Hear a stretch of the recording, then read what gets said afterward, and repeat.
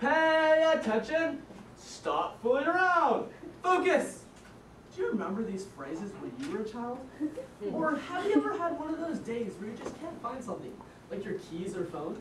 Or you just can't complete anything you start? I'm sure we've all had days like this. But for someone like me, these types of days are just a normal day rather than just a random event. I am extremely distracted and forgetful. And when I was 7, I had to have a retainer. And I lost it twice. My dad, at his wit's end, took one of my retainer cases, put a hole through it, put some string around it, and tied it around my neck. I had to walk around everywhere with the retainer case bumping around my chest. Quite embarrassing, I must say. Why am I extremely distracted and forgetful, you ask? Well, I have what is known as ADD. I'm sure you've heard the term ADD, and most people know it stands for Attention Deficit Disorder. Today I'm going to explain to you what ADD really is. The history, the myths, the symptoms, the treatments, and ultimately the abilities inside the disabilities. Is ADD a disorder or an added dimension? The history of ADD began over the 1900s when Dr. Still worked in a psychiatric hospital with inattentive and hyperactive patients. Dr. Still believed that a brain issue caused all these problems, while everyone else thought it was bad manners or improper upbringing that caused this behavior. More research was done over the 60s, 70s, and 80s, and scientists concluded that ADD was a defect in the central nervous system of the brain. Having millions of nerve cells, the central nervous system of the brain works like a command center to send and receive messages all throughout the human body.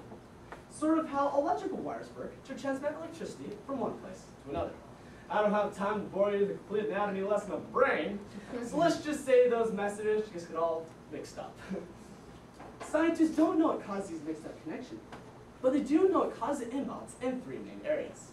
The first is behavior, which includes staying focused or paying attention. The second is eye-hand coordination, causing it hard to control impulsive movements, like constantly having to touch something. Usually, I just play the cards. The third is memory, which includes difficulties coding, filing, and storing. Basically, we have short-term memory loss, like Dory from Finding Nemo. Many misconceptions about the disorder have developed in the past.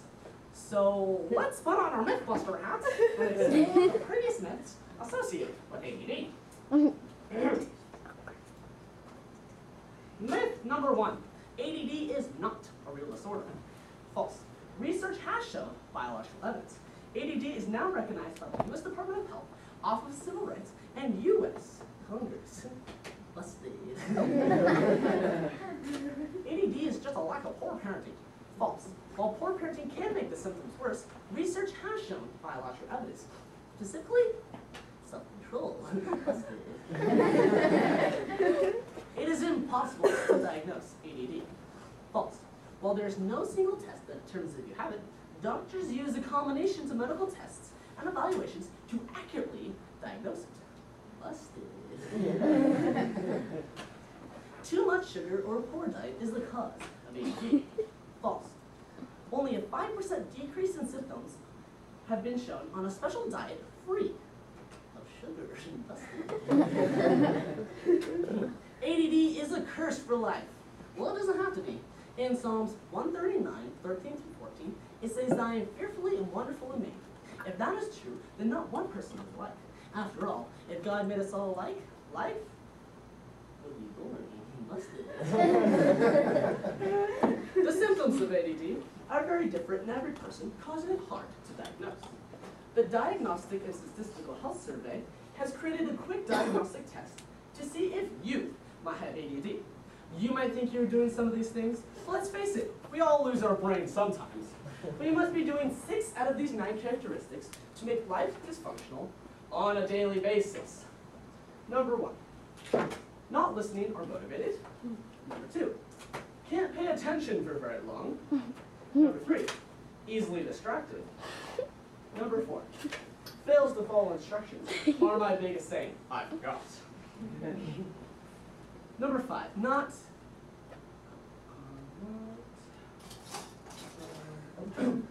detailed detailed. Number 6, no organization. Number 7, difficulties with schoolwork. Number 8, forgets daily activities, such as eating. And number 9, misplaces things often. Scientists have also concluded that it always begins in childhood and may or may not continue into adulthood. Then, if a person has secondary symptoms, such as talking excessively, acting on the go constantly, or easily excited, it is ADD plus hyperactivity, which equals ADHD, with the H standing for hyperactivity.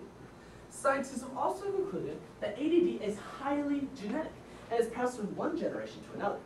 In families where one parent has ADD, there is a 40% chance the child will inherit it. In families where both parents have ADD, there is an 80% chance the child will inherit it.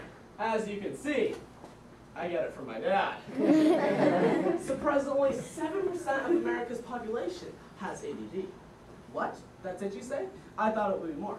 But way too many kids today have been given the label ADD without the proper diagnosis. So it seems that every other kid has ADD, even though they're just rambunctious kids. Scientists have done so much research, there are many different types of treatments now. The overall goal of the treatment is not to cure ADD, but to help the person function more efficiently on a day-to-day basis. Immediately, most people think of stimulant drugs such as Ritalin or Adderall, but this is just one of the many prescriptions used. These help to mix up connections in the brain and usually have good results. But way too many kids today have been using medication and losing their individuality and God-given gifts. I personally don't take medication. Even though I drive my parents nuts, I think I'm special. Other treatments such as behavior modification and talk therapy and changing sleep, eating, and exercise habits. Have you ever heard this phrase? Is your glass half empty or half full? If you look at your glass as half empty, look at the more negative side of things. If you look at your glass as half full, look at the more positive side of things and tend to be more successful. This is the attitude you need to view while looking at ADD.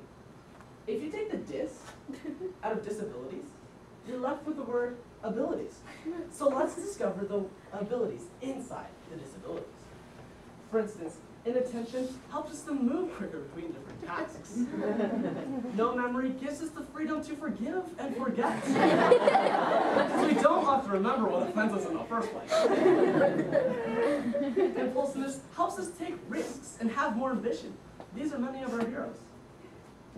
Bonus symptoms help us to stay young at heart when we're older, with great energy and enthusiasm. And it is also a proven fact that people with ADD tend to be on the more creative side than the average person.